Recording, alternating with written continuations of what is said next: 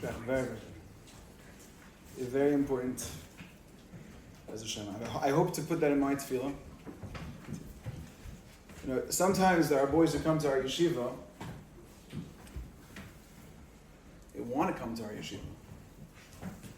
And on the interviewing process, we speak to them. And building on what Rabbi said, it's not so clear that they want to commit to what Or Shlomo stands for.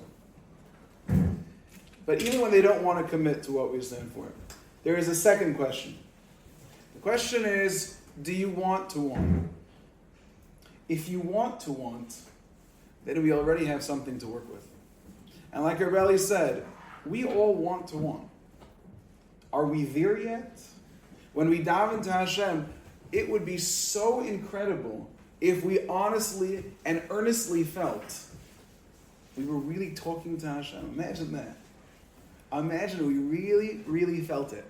We put our knees down, we bowed forward, and we looked up, and there was Hashem.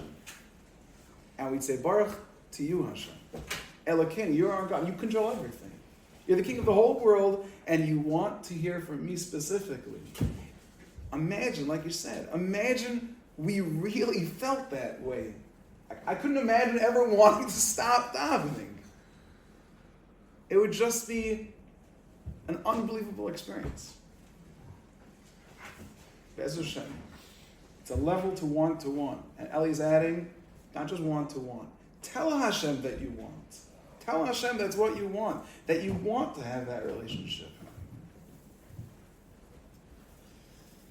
Yom Kippur is coming. They say the happiest day of the year is the day after Yom Kippur, because you know that it's a whole year until the next Yom Kippur. I have to admit, I am unfortunately nichshal in that. I feel that way too. Yeah? It's a whole long year until Tisha B'Av and Yom Kippur. Yom Kippur and Tisha B'Av, they're so close to each other. And we have a whole long time until Yom Kippur. I feel like I wish I knew what Yom Kippur was all about. The great gift that Yom Kippur is. There are people, especially in the chinuch world now, they will tell you that there are two ways to serve Hashem. You serve Hashem out of love, and you serve Hashem out of fear. Ava and Yira. And they'll say, kids nowadays, even adults, they can't bear with fear. They can't survive it. Love, Ava Hashem, because we can't talk about fear. Because no one can stand it. No one can survive.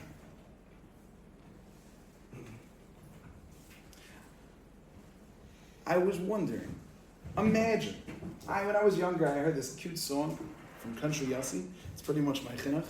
But I heard this cute song. It's about this kid. My little Yingler just went into first grade. It's about this kid who went into first grade, and he comes to his tati, and he sits down in his tati's lap, and he says to his kid, what did you learn today? And then he says, ooh, ee, ooh, ah. He goes through the Aleph Beis that he learned. He took out his Aleph Bina, the sefer that he learned Aleph Beis from. Right? My little Yingler, he's going to be a big Talmid Chacham one day. He's going to be the biggest Gadol Hador. The father thinks. And then the kid turns 13 in the song. He says to his son, what did you learn today? Shabbos afternoon, right after cake and tea. My little bacher, he comes right up to me. And then he sits with his father.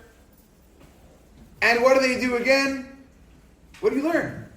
Ooh, ee, ooh, ah. Aleph, Beis, Gimel, Daled, Hey, Kamas, Patach. I learned all these things.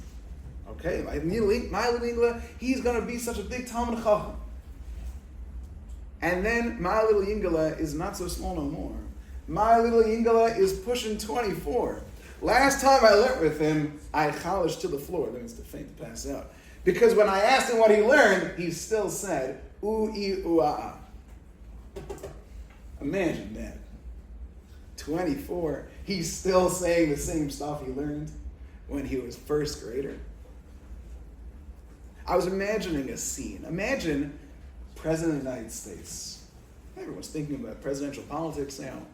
The President of the United States, imagine it's a young president, not like everyone I'm dealing with, a young president. And some major event happens, some huge event in world news. And he has to make an Oval Office address. He sits in his desk. And there is the camera looking straight at him. And he's there, and they tell him 3, 2.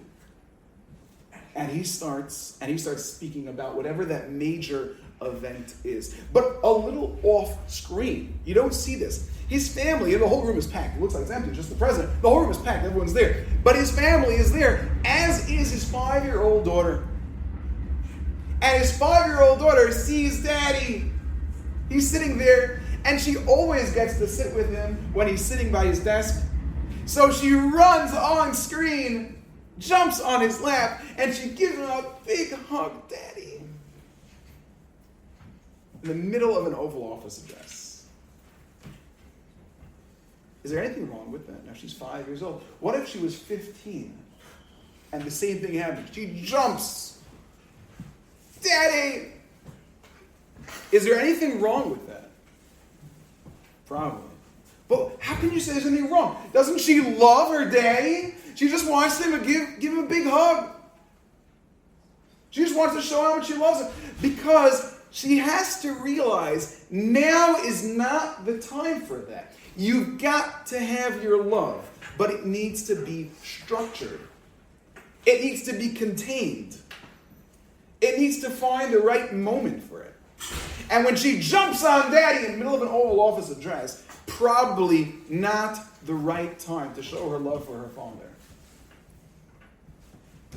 Perhaps in first grade, Av is all we do. But as we get older, there is a service of Hashem. Ava and Yira. In Kabbalistic Sfarim, they call it 2 wings that cannot be separated. You need to have both together. And yet everyone is telling me, and everyone's telling all their parents and teachers, and they're telling you the same, that I can't speak to you about fear. I won't speak to you about fear. I'm afraid. I'm afraid to speak to you about fear. When I was learning in Yeshiva in Eretz Yisrael, in Teres Moshe, on Erev Yom Kippur, now everyone's together. In Yeshiva, I wish we could duplicate the feeling that was in Yeshiva in Elul on Erev Yom Kippur. It was so intense. We were all working towards Rosh Hashanah every day. And that Aseret Yemei Tshuva, much more powerful. I'm trembling even thinking about it. Very, very powerful. And Erev Yom Kippur, we would sit there. They actually served it in the sukkah because the sukkah was already built. And we'd sit in the sukkah having our Sudas HaMafsek, the final meal before Yom Kippur. And one of the older guys in Yeshiva, wasn't a Rabbi, I remember this. He came in, and this was his speech while we were all eating our last food before Yom Kippur. Opens up a sefer. I'll just give you a little warning. If anybody ever opens up a sefer, and the sefer is Reishis Chachma, and he opens up this sefer on Erev Yom Kippur, be very afraid. Why? Because the sefer Reishis Chachma details what Gehenna is like. And this is what he spends the entire time doing. Well, if you did this, you can expect fire! And if you did this, and if you did this, and if you did this. And that was my introduction to a yeshiva's Erev Yom Kippur. There are ramifications for the things we do. It's very serious. You make a mistake, you should be doing so much better. But we can't hear this stuff nowadays. We can't hear it. We're not capable. But I still want to talk about fear. So I'm going to talk about fear. But our own type of fear. The fear of the 21st century. I heard a story a number of years ago about the Lubavitcher Rebbe. The Lubavitcher Rebbe, he used to give these very passionate Farbrengens. I was not Zakheim to be by the Farbrengens, but of course I met the Lubavitcher Rebbe many times. And these Farbrengens are full of music, and the Rebbe would speak, and he would speak, and he would speak, and he would speak, and he would stop, and he would start. And at one of these Farbrengens, the Rebbe gets up and he says, who here wants to be a millionaire? Now, it's the middle of the speech. So, 3 guys raised their hand, thinking like, what's this? And the Rebbe got very mad. Why didn't everybody raise their hand? I asked you who wants to be a millionaire. Why didn't everybody raise their hand? And those 3 people, each one became extremely wealthy. And everybody else who was there didn't. Not saying they became poor, but they didn't get that wealth. This one, I remember, one of the guys was a very famous diamond merchant. Found the whole mine in Africa. That's pretty good. You know what the fear is that we should feel when we go into Yom Kippur? At the very least, we should feel FOMO. You know what FOMO is? You don't know what FOMO is? What's FOMO? The fear of missing out. FOMO. The fear of missing out. Yom Kippur is coming. Yom Kippur is an opportunity. It's an opportunity to be transformed forever. For you to raise your hand up and say, me, pick me. I want to be that guy. I want to have a fresh new year. I want to start. I don't want to miss out. I'm afraid of missing out. Does anybody know what the word chait literally means? Sin. Sin. No, that's not what it means. As is well known, of course, all your Rabbeim know, I'm sure many people here know, chait means to miss out. To miss out, to be missing something. When Shlomo HaMelech's mother found out that perhaps Shlomo HaMelech will not be able to be king after his father David, his mother Bathsheba came to David HaMelech, and she says that me and my son, if somebody else takes the royalty, we're going to be chatoim. We're going to be sinners. We're going to be missing out. We're going to miss our chance to be the malchus of the Jewish people. Yom Kippur is coming. Aren't you afraid of missing out? Like Rabbi was saying, you're going to go into davening, the closest moment of the entire year. You're going to get to spend it with Hashem, one-on-one. It looks like a room of whatever amount of people. I used to daven in a minyan, there were 2,000 people. You can imagine that. But you know what, on Yom Kippur, it's not 2,000 people, like Rabbi Eisen said a few days ago. It's 2,000 individuals on Yom Kippur. People, one-on-one, you and Hashem. Hashem's got everything, and you need a lot. And all Hashem wants to know is that you're ready for it. Are you ready for this year? Are you ready what you can accomplish? Are you ready for Matzah Yom Kippur? A voice comes out of Shemayim on Matzah Yom Kippur. And you know what it says, Meir? It says, Lech echol b'simcha. Go out and eat with joy. Why does it say that on Matzah Yom Kippur? Go out and eat with joy. Because Yom Kippur has passed. Hashem said, I myself, the word kaper does not mean atonement. It means to be cleaned off. Hashem says, I myself will give you the bath. I will put you in the bath, and you're covered in stains, and I'm the only one who knows how to clean that. I will clean you off. And now that you're clean, and you feel fresh, and you feel new, Matzah Yom Kippur, start fresh. Go have a big feast. Lech achol b'simcha. Go out and eat with joy. Don't miss the opportunity. FOMO. Oh, fear is so powerful. Your friend goes to a baseball game you didn't get to go to. He goes to a concert. I wasn't there. They had a good laugh. Why wasn't I a part of it? They got to start with a brand new slate. Where was my chance? The Lubavitcher Rebbe is asking people to raise their hands, and only 3 people volunteer. FOMO. The fear of missing out. I have a dear friend. He loves a certain organization. Maybe you've heard of it. It's called Thank You Hashem. Thank You Hashem. It's a wonderful idea. Thank You Hashem. Not just the wristbands and all that. Thank You Hashem. It's a wonderful idea. Getting people to think about it and put it at the forefront of their mind. Thank You Hashem. Yesterday, the night before, I had pretty much not slept. So I figure, I have to wake up early in the morning. I don't even know if I'm going to be able to get to yeshiva. I got up early in the morning again, but I figured I'll get to Brooklyn and I'll have enough time to lie down before yeshiva. For a few minutes, so at least. And of course, yesterday I got stuck in 2 hours of traffic. There's no time. Exhausted. A few days before Yom Kippur, I could have fallen to pieces. Who knows what's going to happen? And out of the blue, I said to myself, thank you, Hashem. Not to myself, I said it to him. Thank you, Hashem. And suddenly, a wheel started turning in my mind. And I started thinking, I am really thankful to Hashem. I've got kids. They're amazing kids. I have a mother. I have a wife. I have tremendous talmidim. We have a tremendous yeshiva. I'm healthy. I can get around. Nothing hurts. I'm not sick. Okay, I got stuck in a little traffic. Thank you, Hashem.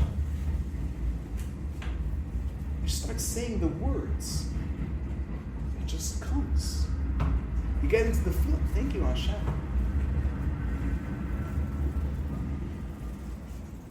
Tomorrow night, you're going to get to shul, and there's going to be a lot of words that you may not know what they mean. When I was younger, every day, every Rosh Hashanah and Kippur, when I went to shul, I'd walk with my father to shul, and he would always say the same thing to me every single year. Until he was nifter, he said the exact same thing to me. And it was always simple, very simple. Quality, not quantity. When you're in shul, it's quality, not quantity. Don't worry if you say every single word in that. Don't worry about it. There are some core things you have to make sure to say.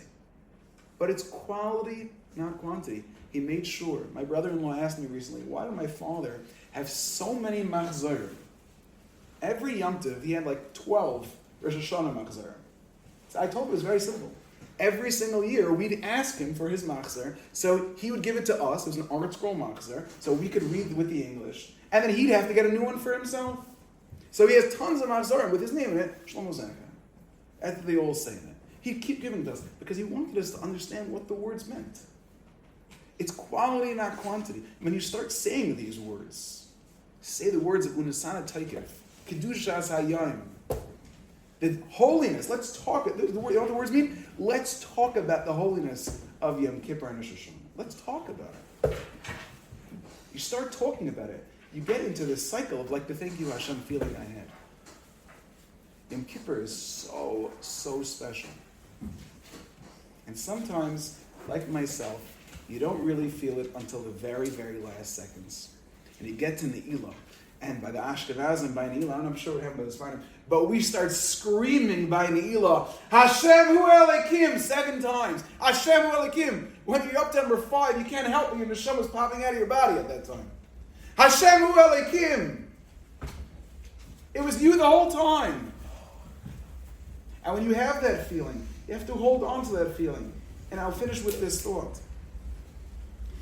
Every year I try to do this, and I always forget. And I hope, please Hashem, this year I shouldn't forget. Rav Shamshon Nefal Hirsch, Zetzadik Levracha, right before he was nifter, the year before he was nifter, he was very, very weak, but still, he pushed himself. He was a Rav in Frankfurt am Main. He died in 1888. And he pushed himself to go to the front of the shul. And as he's in the front of the shul, he says that we're approaching the Ne'ilah. And at the very end of the Ne'ilah, there's a Kaddish. And at the very end of the Kaddish, there's an Amen. You work through a whole Yom Kippur. Ma'ariv, Shacharis, Musaf, Mincha, Ne'ilah. And now you're up to the last Amen. Whatever you accomplished today, put it all into that Amen. And as you say that Amen, Try to set your mind and remember what you've been doing this Yom Kippur and put it all into that Amen. And you say Amen with the power of a whole Yom Kippur. And he said that the next time you're going to say that Amen, it'll bring forward, it'll come forward with you. And you'll try to take that transformation from Yom Kippur on for the rest of your year and the rest of your life. When I was growing up, we had a minhag at this time. The last shmooze before Yom Kippur, this is what we did. If everyone could please stand up right now and repeat after me. And I know it might not work so well when you have to repeat it. But hopefully it'll get you to the point where this is what we do and this is how we feel. And we say this because we don't want to hurt anybody else, and nobody else should be hurt because of us. Repeat after me. I forgive everyone and anyone who might have done something to harm me. And I daven to Hashem that they should forgive me as well. Amen. Everyone, we should have a good Gevench year. Gemar Chasima Toiva. Simchas and Nachas.